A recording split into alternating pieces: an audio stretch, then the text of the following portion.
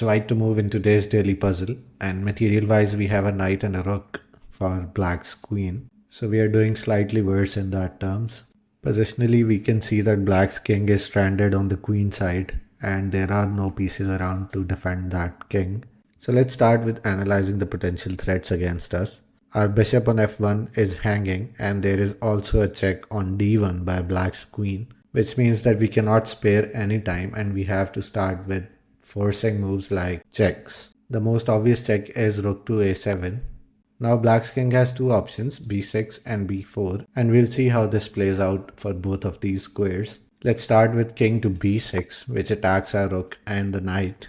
And we have no better move than to play rook to b6, supported by the knight to give a check. And even though this knight is hanging, this is actually an attraction principle. So if the king captures, we can deliver a checkmate by playing pawn to b4. And this was possible because of the knight on f5, which controls the d6 and d4 squares. The d5 square is covered by this pawn, which is supported by the bishop on f1. And if instead of taking the knight, if black king goes back to a5, then again pawn to b4 is a checkmate because now a6 and a4 squares are covered by the knight on c5. So in either case, it will be a checkmate by the same move. But for this puzzle, after we started with rook a7 check, the king goes to b4. And once again, we have to follow it up with rook b7 check. As if we played any other move like knight to a6 check, the king can come back.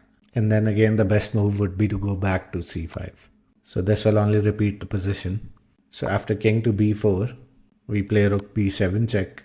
Once again leaving the knight on c5 hanging, as we know that the d file is covered by the knight and the pawn and supported by the bishop, and b file is completely blocked by the rook. So black's king has only two options and both of them are met with pawn b4 checkmate. That will do it for this one. Thank you for watching and follow for daily puzzle explanations.